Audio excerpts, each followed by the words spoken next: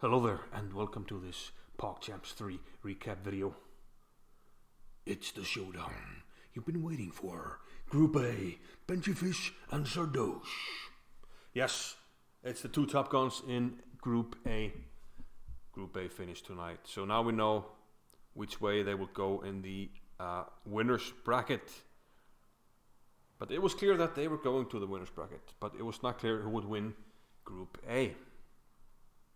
So this was what was at stake tonight, and we're going to dive right into it. Benjyfishy with white, Sardoche with black, and yeah, this was probably the highest quality match so far. Both players played the opening and the middle game quite well, and let's just see what happened. So knight f3, d5, and we will have some normal moves, and now the Slav defense by Sardoche, and bishop g5, e6. This is the so-called semi-Slav, when you place the pawns like this. Solid opening for black, as we'll see. Benjyfishy is getting his pieces out very classically here. Castles by both parties. Knight b7 and knight c3. So this actually looks like two strong players play, and there are plenty of games from this position. The move that Sardoche chose, a6, has been played. But the most common move is to play here, take on c4, bishop takes, and then, well, either play for knight d5, trade pieces, maybe even play for b5. But a6. That's more in line with another line called the Shepanenko Slav, where black often plays b5 to close down the queen side. And we'll actually see that in this game. b3 now. A very advanced move by white. He wants to be able to take back on c4 with a pawn, because if he takes back with a bishop, he would be bothered by this pawn push, pawn to b5. So we go on, h6, kicking the bishop, now b5 by Sardoche, and Benjyfishy, he closes the queen side by playing c5. So a very nice pawn chain here, and black needs to find play. Either he needs to organize the break, e5, or play like he did in the game, which turned out okay after rook e8, knight d2. Perhaps he wants to redraw the knight, but this gives black the e4 square, and he went for a trade here, played knight to e4. Now at first glance, one might think perhaps if white takes, the pawn could be weak, but then again, I don't see an immediate way to exploit that. But we did have the trade, bishop takes e7, queen takes e7, rook to c1. Maybe not clear what the rook is doing there, but okay, we need to find the move here. Knight to f6, knight to f4. So here, both sides need to sort of find a plan. And Sardoche goes for a5. And he actually comes up with a pretty nice idea. After a4, he plays b4. And now all of a sudden he gains control of this c3 square. So he can place a knight in the enemy camp. White goes knight e5, a good move, good square for the knight and taking the pawn. Black protects it.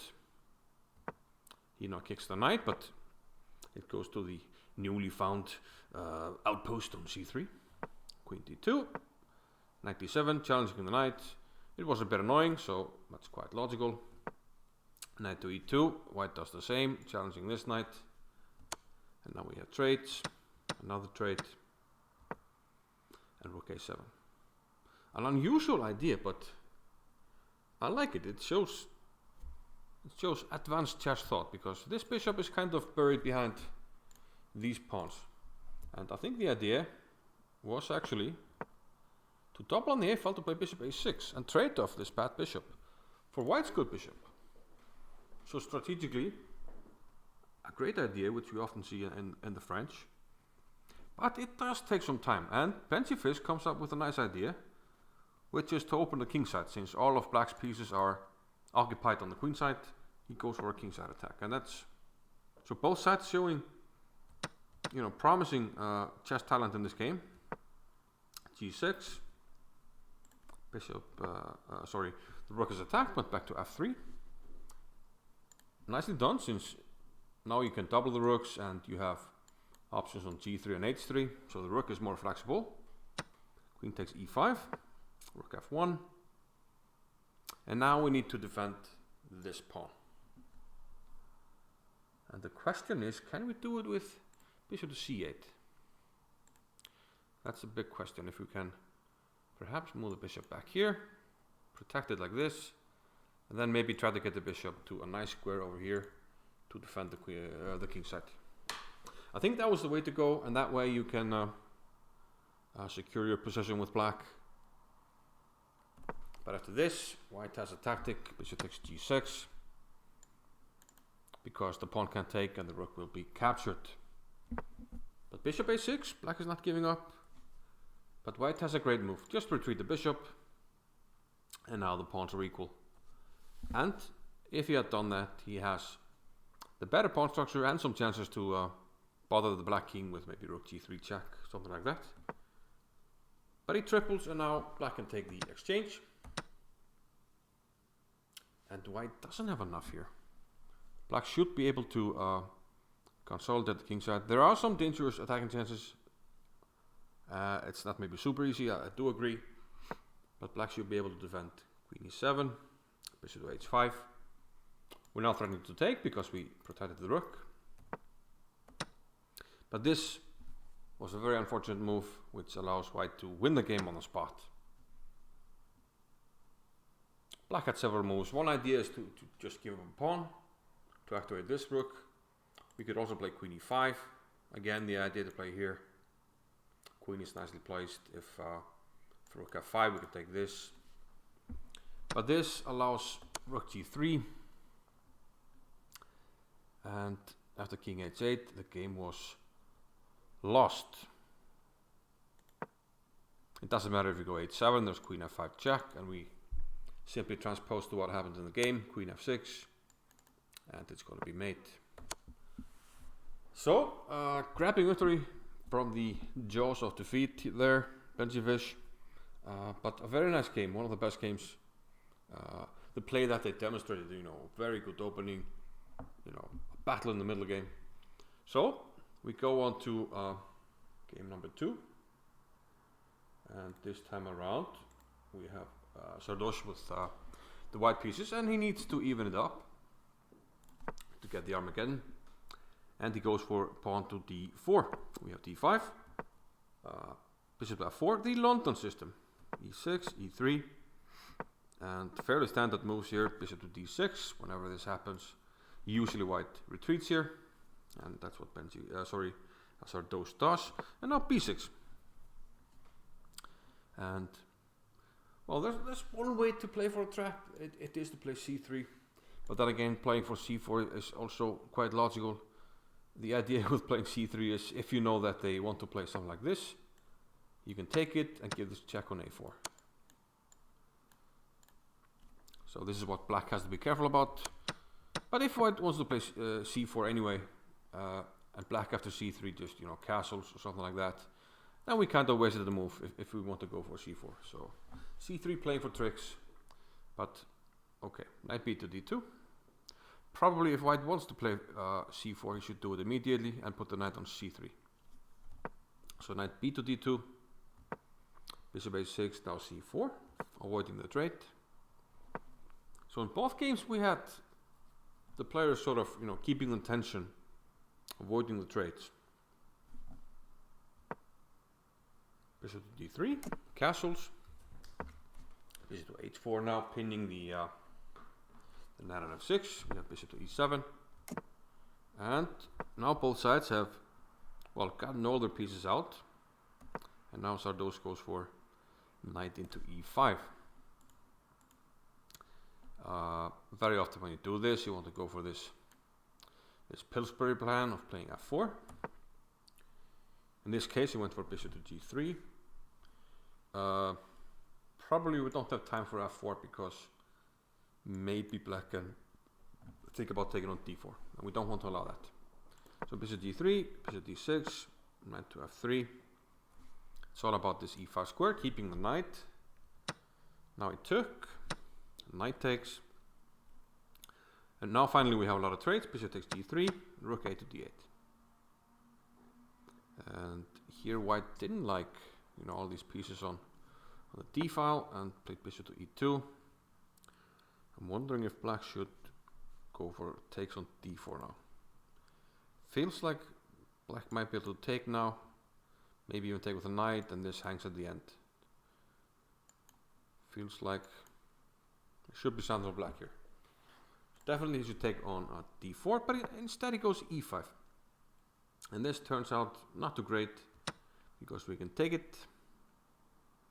There was a trade on e2. Trade on d4. And now, with this lineup of pieces here, we could have played rook c1 with white, and black would be in a world of hurt because of, well, difficulties in defending here. You can play rook d6, but then okay, rook c1, rook d6.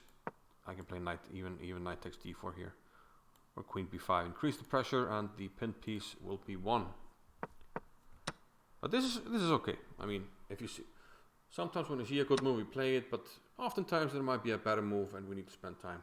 But here, white is up a pawn, so white is super happy. Queen b7, rook d1. Maybe it was an idea just to put a rook on c1, because maybe we can eye this square in some cases. For the knight, rook d7, rook d3, he doubles. Both sides actually double. After knight e4, queen e1. So white needs to decide how to solve the tension. Does he want to trade all the rooks, or does he want to go with the rooks to the c file? In the end, he decides to go for the trade, knight to c6. And after the trade and queen takes a2, white is getting in. Boom! And look at this, knight to e7, and all of a sudden black is feeling the pain. There's a mate threat here, and the actual only good way to meet it is to move this f pawn. Move to f6 or f5. And that way the queen down here would cover g8. But instead he plays h5, and yeah, queen g8, and should be easy. Queen h8 is one way to do it, and this is actually mate. But here, a blind spot. And Benjyfishy again grabbing the win from the jaws of defeat. Because Sardoche took on f7, and his thinking was the queen's attacking, which it was. You know, it took something, it's threatening jacks, threatening a pawn, so it's not defending. And we've all been there. It's a typical kind of mental block, and also it's a backwards move. We've seen many cases of the backwards moves being decisive, and here indeed black took the queen, and Sardoche had to resign. So painful loss, mate in 2, and well, if the queen was down here somewhere, then it would be mate anyway here with this coming, knight f5 also. So Benji escapes, but was this a 5-hat move? Because at the end of the day, Benjyfishy will play the Group B second place, which will most likely be XQC or PogChamps. But he will meet in the semifinals, most likely, Rainn Wilson. That's assuming Rainn Wilson wins his group. So with this blunder, Sardoche actually avoided Rainn Wilson, at least until the finals, if both get there. So maybe it was a 5-hat move. Only time will tell. But he is now on the opposite side of the bracket. He will probably meet Daniel Negreanu in the quarterfinals. That will be a super interesting match. I think those three, again, are the favorites. But let's not count out Benjyfishy. I think he was, well, kind of outplayed in both games, but he was very solid in the opening, took good decisions, didn't really make any huge blunders, and well, he took his chance when he got it, even though he was basically lost in both games. But you know, that's chess. So another interesting match, and hope to see you soon. Thanks for watching.